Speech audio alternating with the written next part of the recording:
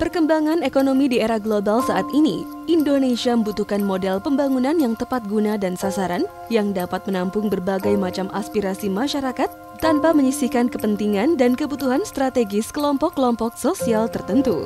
Hal tersebut dapat diwujudkan dengan melaksanakan pembangunan yang tanggap gender, sebuah pembangunan yang mengikutsertakan partisipasi aktif dari semua kelompok masyarakat dan dilaksanakan dengan berbasis kebutuhan masyarakat. Untuk itu, Kementerian Pekerjaan Umum dan Perumahan Rakyat melalui kebijakan pengarus utamaan gender berkomitmen dalam merancang dan melaksanakan strategi pembangunan infrastruktur yang tanggap gender, di mana setiap lapisan masyarakat dapat berperan aktif di dalam setiap tahapan proses pembangunan. Salah satu tantangan yang dihadapi oleh Kementerian Pekerjaan Umum dan Perumahan Rakyat dalam mengupayakan kebijakan pengarus utamaan gender dalam pelaksanaan pembangunan adalah kurangnya pemahaman masyarakat yang masih memaknai kesetaraan gender hanya dari segi perbedaan fisik antara laki-laki dan perempuan saja, sehingga mengabaikan peran sosial dari kelompok masyarakat yang berkebutuhan khusus lainnya, seperti anak-anak, orang tua, penyandang disabilitas, dan lain-lain.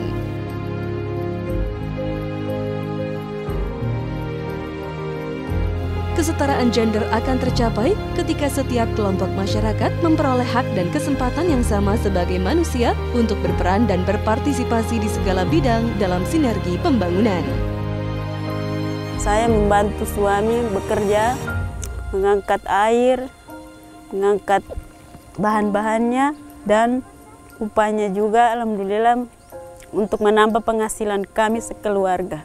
Sebelum adanya IPAL komunal, kami susah sebagai masyarakat di sini, susah buang air besar karena dengan membuat septic tank itu kan butuh dengan biaya yang besar. Jadi dengan adanya IPAL komunal ini, kami sangat beruntung, tidak susah lagi buang air besar. Terus jadi lingkungannya juga bersih dan anak-anak juga sudah bisa bermain di sini dengan baik. Ya. Dengan menggunakan prinsip-prinsip gender infrastruktur, Kementerian Pekerjaan Umum dan Perumahan Rakyat mengupayakan pembangunan sarana dan prasarana yang memudahkan seluruh lapisan masyarakat untuk dapat menikmati manfaat dan hasil pembangunan.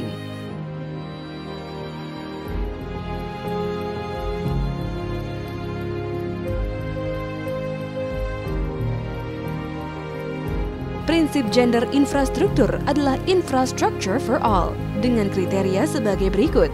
Universal utilization dapat dimanfaatkan oleh semua kalangan dari berbagai kelompok sosial, laki-laki, perempuan, lansia, penyandang disabilitas, anak-anak, dan lain-lain. Safety, security, convenience memberikan keamanan, keselamatan, dan kenyamanan pemanfaat. Gender equity for basic needs memberikan kesetaraan aksesibilitas dan juga menyediakan fasilitas atas kebutuhan dasar semua kelompok sosial. Environmental friendly, fasilitas infrastruktur yang ramah alam lingkungan.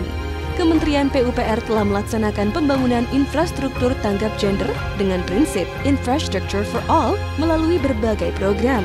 Beberapa di antaranya adalah program padat karya sebagai wadah untuk menciptakan lapangan kerja dan memberikan kesempatan pada semua lapisan masyarakat untuk berperan aktif dalam pembangunan infrastruktur di daerahnya melalui pembangunan dan pemeliharaan saluran irigasi, jalan, dan jembatan. Program infrastruktur penurunan stunting adalah dukungan Kementerian PUPR untuk mengurangi stunting atau balita pendek di Indonesia yang dilaksanakan melalui pembangunan infrastruktur sanitasi, air bersih, dan sosialisasi pola hidup bersih dan sehat yang bertujuan untuk mendorong peningkatan capaian dari sektor kesehatan, pendidikan, dan ekonomi. Program KKN tematik merupakan program kemitraan antara Kementerian PUPR dengan perguruan tinggi penyelenggara KKN dalam mendukung keberlanjutan pembangunan infrastruktur permukiman. Program pembangunan infrastruktur di Kabupaten Asmat membantu menyelesaikan permasalahan kejadian luar biasa atau KLB campak, kelaparan, dan gizi buruk yang terjadi, serta membuka dan mempermudah akses bagi masyarakat untuk mendapatkan pelayanan kesehatan.